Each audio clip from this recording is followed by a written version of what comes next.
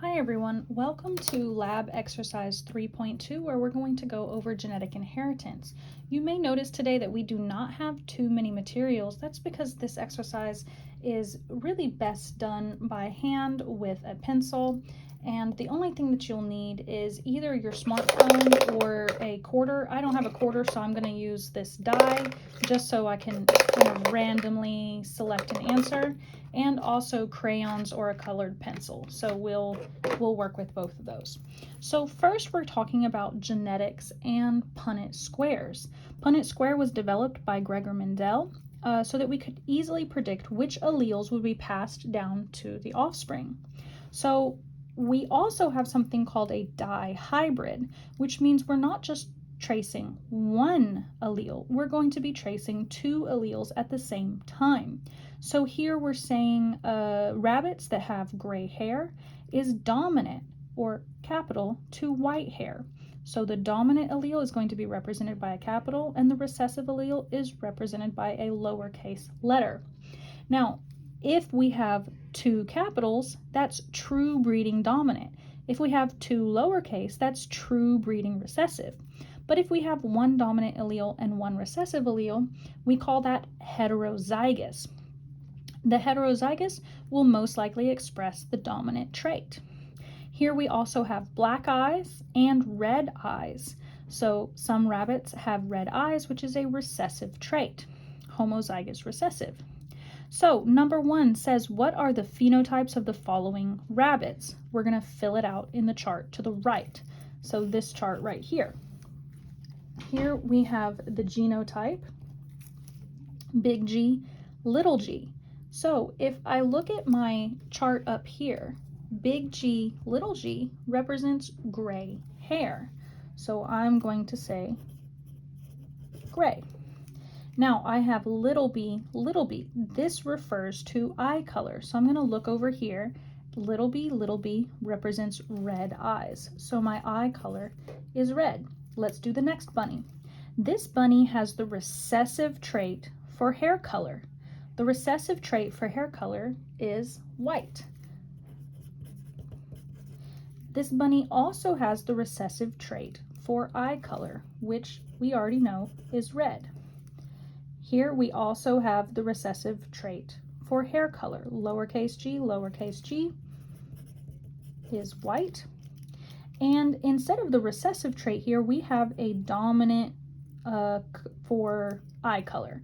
And if we look at our chart, the dominant, homozygous dominant, is black. So this little bunny has white fur, but black eyes. This bunny is heterozygous for hair color and heterozygous for eye color. If they are heterozygous, it means they have one dominant and one recessive, but usually only the dominant trait is expressed. So this bunny would have gray hair and black eyes. All right, number 2 says a male rabbit with the genotype GGBB is crossed with a female rabbit with the genotype GGBB. Okay, lower recessive G, dominant B. This is called the parent generation, or P1. So if we fill out the dihybrid cross, if we use FOIL, then we'll get this kind of organization. So this is the P1 cross. This is the mom, and this is the dad. So A is asking us, what is the phenotype of P1? So capital G, lowercase b, the first parent has the dominant trait for fur color. We know that the dominant trait for fur color is gray. So this is going to be gray hair or fur. And then it has the recessive trait for eyes. So we have red eyes. All right, we also have to do the mother, or the other one, which is this one right here. Little g, big B, little b. Since I have the recessive trait for fur color, I know that I have white hair. But I have the dominant trait for eye color because it's heterozygous, so the eye color is going to be black. All right, this is asking me how many F1, which would be the offspring of the parent generation, would have gray fur and red eyes. So the first thing that I'm going to do is I have to find out what genotype goes along with the phenotype gray fur. So I am only looking for dominant G, okay, not recessive. Now, if I'm looking for red eyes, I am only going to look for recessive because that's the only one with red eyes. So what I need to do is finish this dihybrid cross. So let's go ahead and finish it.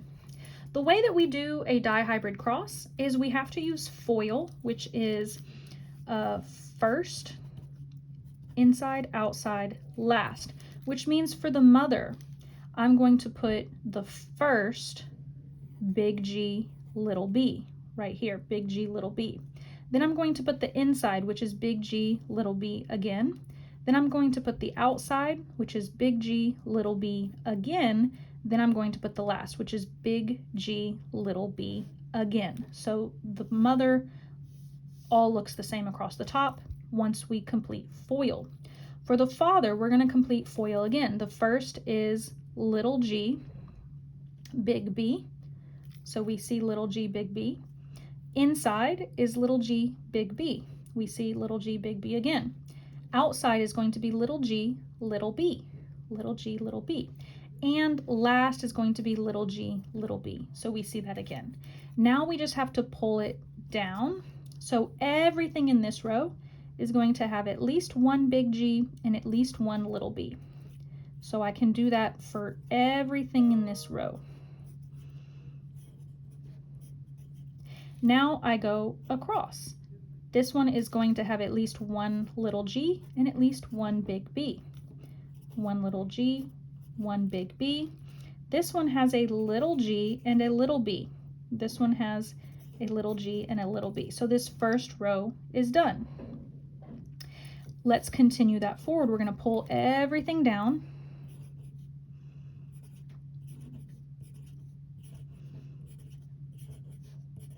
And everything across.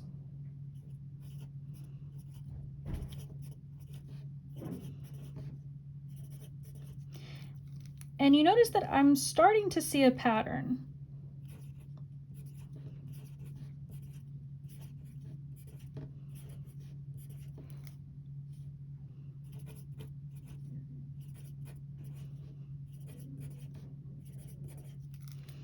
Last one, we're going to pull the big G down and across. So little g, big B according to the father. And now this does not necessarily represent that these two rabbits will have exactly 16 offspring with exactly these genotypes. It represents the possibility of having offspring with this genotype. So it's asking me in B, how many of the F1 have gray fur and red eyes? Let's look at red eyes first, since we know that red eyes is recessive. So I'm going to look for anything that has recessive. And I'm going to color it, I'm going to try to find a red crayon. I'm going to color them red. This is dominant recessive, so it's not going to be red. This is dominant recessive, so it's not going to be red. This one and this one have red eyes. So I can continue that. Dominant does not have red eyes, recessive does. Dominant, recessive, dominant, recessive. So according to this, I have about a 50% chance of getting an offspring with red eyes if I have these two parents, if these two are parents. Next, it's asking me about gray fur. So I want to make sure that I count how many have gray fur. This is dominant, so it is gray. This is dominant, so it is gray. This is dominant, so it is gray. And this is dominant, so this is gray. In fact, every single offspring of this cross would have gray hair. I do not see any offspring that would have the recessive trait because one of the parents is true breeding for gray. So that means how many F1 have gray hair and red eyes? Well, 50% will have gray fur and red eyes. So what I'm going to write is either 8 out of 16 because I have 16 offspring here, or I can write 50%, which is just this reduced. Okay? Next, C says what proportion have gray fur and black eyes? Well, we already did all the work. If they don't have red eyes, they must have black eyes. So it's still going to be 50% or 8 out of 16. So the same answer. Next, it says circle any F1 that is heterozygous for both traits. So I have to circle any offspring that would be heterozygous for both. Since red eyes can only be homozygous, I cannot look for any red eyes.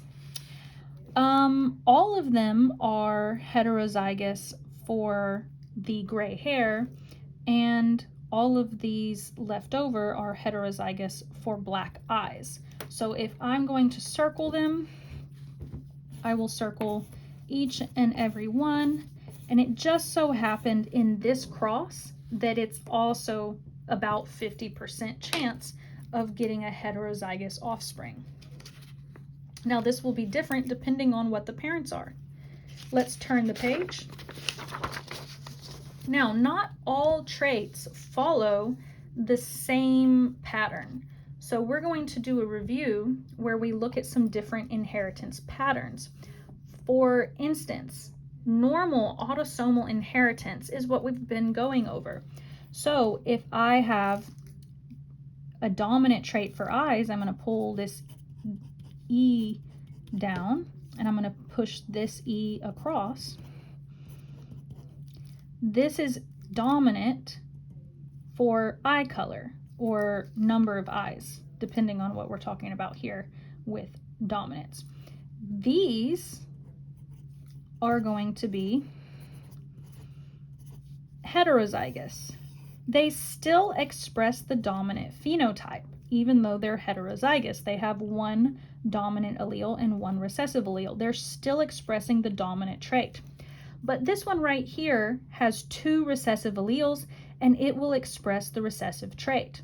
So I have a 25% chance of getting dominant, 25% chance of getting a recessive, and a 50% chance of getting a heterozygous if both of the parents are heterozygous. Or you could say I have a 75% chance of getting the dominant phenotype. Let's look at something else. Let's look at something called codominance. In codominance, I don't just have one dominant trait, I have 2 dominant traits. So let's look at this. If I pull this down and this across, I'm going to get dominant, blue, or 2 blue traits. This creature will have a fur color that is blue. But if I continue this pattern and I pull this Y across and pull this Y down, I have a 25% chance of getting a yellow fur color. That means I'm expressing the dominant yellow trait. What about these two? Well, they're expressing the blue trait and they are also expressing the yellow trait. So it is either going to be spotted, speckled, striped, or some sort of gradient between blue and yellow. Both of these traits are going to be expressed. Now let's look at a different trait. This one is called incomplete dominance. Incomplete dominance means that we're going to follow a different pattern. So let's pull this down. We have a dominant S and a dominant S right here. And let's continue this recessive S and this recessive S. So I have a 25% chance of getting all dominant. Okay, I'm going to express the dominant trait. I have a 25% chance of getting 2 recessive, which will express the recessive trait. But I have a 50% chance of getting heterozygous, and instead of only expressing the dominant trait, the trait is going to be blended. So for instance, if the dominant trait was blue and the recessive trait was yellow, this would express as green. Or if the dominant trait was red and the recessive trait was white, this would express as pink. So it just depends on what characteristic we're talking about. This could also be fur length. It could be long hair and short hair, and if both of those were expressed, then we would get medium length hair. It would blend together.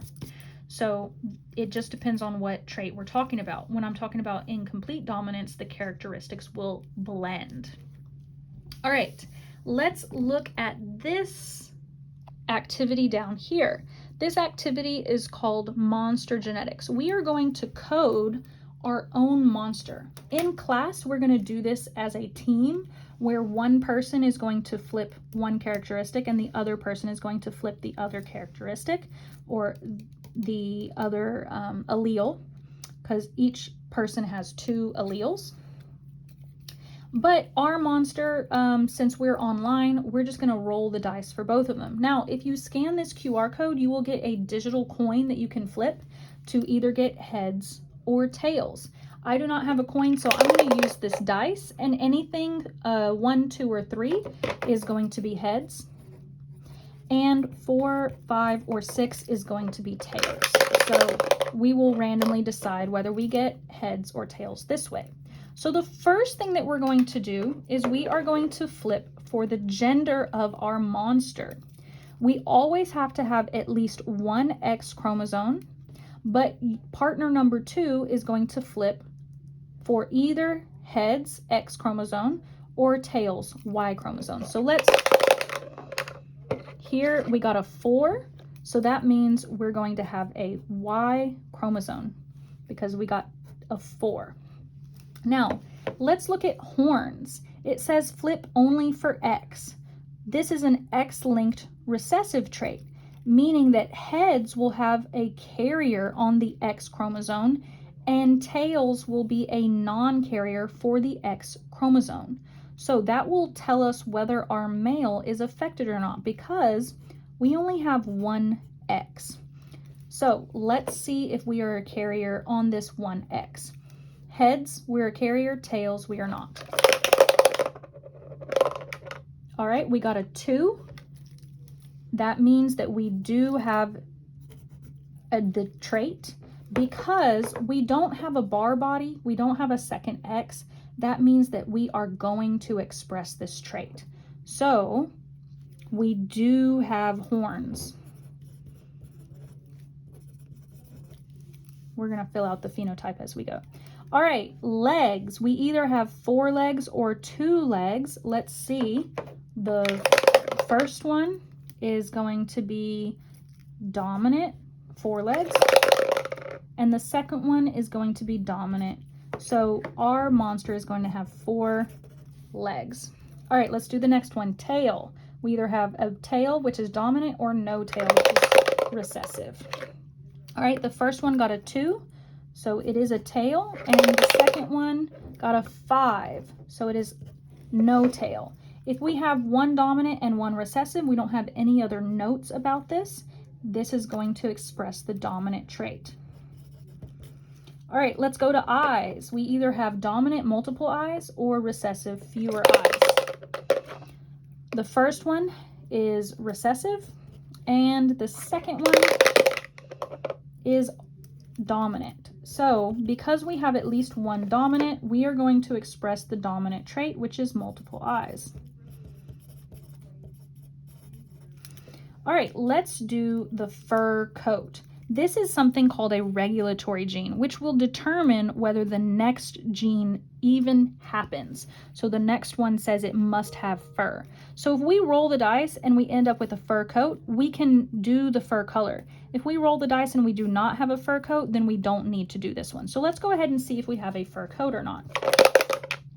All right, so we got the recessive trait first, and we got the recessive trait again. So we have no fur, which means we are not going to even try to do the fur color. Let's talk about the teeth. All right, teeth shape says it is codominant. Let's look back at the top. A codominant means both are going to be expressed if we get a heterozygous. So let's look. The teeth shape is either round or sharp.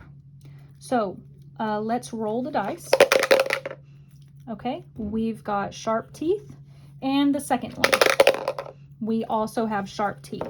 So since both of these say sharp teeth, we are going to have sharp teeth. If only one of them had sharp teeth and one of them had round teeth, we would express both sharp and round. So maybe that would look something like this, where we have some sharp teeth and some round teeth. It doesn't really matter because we got all sharp teeth. So our monster is going to have all sharp teeth. Next, let's talk about eye color. Eye color follows incomplete dominance. So let's look at the top. Incomplete means we are going to blend. We're going to blend the answers. So depending on what pigment we get, we can blend them together. Eye color, we either have dark or light. So here we have a dark pigment, and here we have a light pigment. So we are going to have a medium pigment, medium eye color. Let's call it eye color. Okay, the last one is going to be skin color. We either have blue skin or yellow skin, but it says incomplete. So this is a blend. If we get one blue and one yellow, we'll end up with green. If we get two blue, we'll have blue. If we have two yellow, it will be yellow. So let's roll. All right, so we have one yellow, which is recessive, and we have one blue, which is dominant. So we're going to blend these together, and we have green skin. So next, what we're going to do is we're going to take all of these phenotypes and we're going to draw a picture of our monster right here. So according to our notes, we have a boy monster that does have horns, that has 4 legs, a tail, multiple eyes, no fur, sharp teeth, medium eye color, and green skin. So you can draw anything you want to. I'm not an artist, so I'm just going to draw my guy here. He has 4 legs. Okay, he's a monster, so it's okay. He has multiple eyes, so I'm going to give him spider eyes here. He does have horns, so I'm going to give him horns. He does have a tail, so let's give him a little tail right there. No fur, sharp teeth. He has all sharp teeth. All of his teeth are sharp. Medium eye color. I'm not quite sure what I'm going with for medium eye color, but it's not black and it's not white. So we're going to go in between here. Let's give him some pretty green eyes. And unfortunately, I shouldn't have chosen green because it looks like we also have green skin. So his skin is also going to be green. So there's my drawing of my monster. I didn't take very long doing it, but there's the representation of what this genotype was. So let's do it in reverse. The same activity, but let's do it in reverse. So according to this Mike Wazowski, no copyright infringement intended, guys, this little monster right here, according to his gender, the phenotype is male. So that gives me the impression that the genotype should be XY. Now, he does have horns. So I also know that he must have the X-linked recessive gene for horns. Legs, we only have 2 legs, which means according to the